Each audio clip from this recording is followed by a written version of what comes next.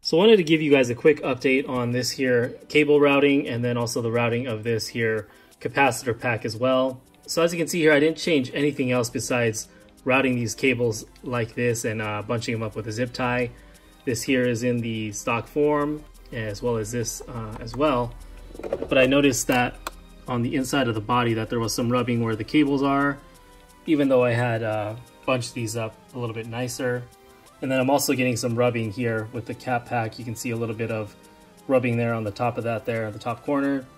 And I noticed that you can see a pretty big gash there on the body itself. As you can see there, I have some thick packaging tape there to protect it. But as you can see, it already ate through most of that tape there and is starting to eat through the second layer of that, and eventually will eat through the paint and the graphics on this body as well. So I want to make this video on showing you, I guess, 3 different options of how to rectify the issues here with this capacitor pack and the wires. So this would be option 1. Obviously it doesn't work all that great, but I didn't really have any issues with putting the body on. I just routed the battery backwards and then kept it like this, and I used the wire hooks here for the actual battery itself, and it would kink it just like that. But like I said, it's still rubbing on the body. So option 1 is a fail. Let's see what option 2 is like. All right, and here is option 2. So as you can see here, I rotated the ESC 180 degrees. Power switch is now located down here. On and off works just fine. And actually, this is a better location for the power switch in my opinion. With having that body on top, it would be easy to just fit a finger just under there and just turn it on and off, rather than having to go all the way up here to turn it on and off. I believe it's actually right here. But anyways, as you can see here, the cap pack is now located back here. There's no awkward kinks or bending. This would sit pretty naturally, just like that. Again, no kinking or anything like that. You can see the motor wires are just ran just like this. I can probably even zip tie this to this front post, but as you can see there's really nothing in the way of that body. And actually, let's just go and test this really quick. So here's the body, not doing anything fishy. Drops right on. And as you can see here, the posts, no problem at all. I don't really have to push this down and force it down. It's already exposed. I can easily pop a body clip on there, even with one hand, just like so. No issues there. And actually, let's just go ahead and put one more on and really quickly eyeball all of the clearance. So yeah, I'm not sure if you can make that out, but there is quite a bit of clearance in there. It's not really focusing on where I want it to, but yeah, it's there. Clearance is definitely there. No issues. So that's actually not a bad choice there. If you want to run this like this, which is what I call option 2, this is a heck of a lot better than stock, in my opinion. You might need to trim this down a little bit just because this is so long. You're not really doing that beeline over here. It's literally direct to the battery, so you might even want to run your battery where the wires come out this way and then do it like that or something. But yeah, that's not bad at all. So this is option 2. Let's go and see what option 3 looks like.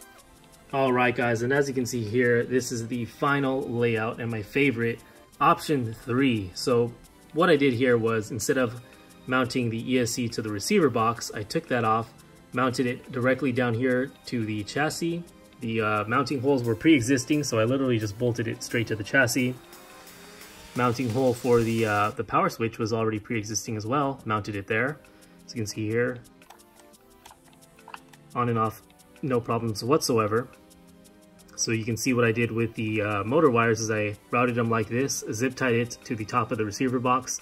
That hole was actually pre-existing too, so no issues there, nothing blocking the fan, nothing touching the sources of heat or anything like that. Good to go. The biggest thing here is the way that this cap pack rests on top of the receiver box. So instead of it resting right here on top of the servo, jamming up the body post here, it's now way down here, much lower than the actual ESC would be anyways. So that's literally good to go. As you can see here, nothing sticking on the sides. Wires nice and secure.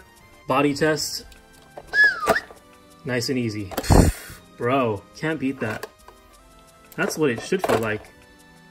Alright, and this is what it looks like with the battery connected. So I actually routed this behind the antenna only because it was flexing the antenna a little bit, but really not a big deal. As you can see here, the battery is mounted in this direction with the wires facing the rear of the truck, and then these cables are underneath this wire clip where the motor mount is. And then from there, just connects to the battery connection, of course, and then straight through here. As you can see, tons of clearance from that drive shaft, so nothing's going to be binding up or catching on that spinning drive shaft. And again, this is connected right here, so this is nice and sturdy. You could even route these underneath the battery Velcro strap to keep things even more solid, but I don't really see an issue with this. It's not really going anywhere. So anyways guys, this is option 3, and this is what I highly recommend you do if you have a Typhon 3S or Mega Series buggy, or heck, even a Senton 3S or a Big Rock Crew Cab. Because as we all know, these share the same long wheelbase chassis. You're going to be able to do this exactly the same way on those trucks as well.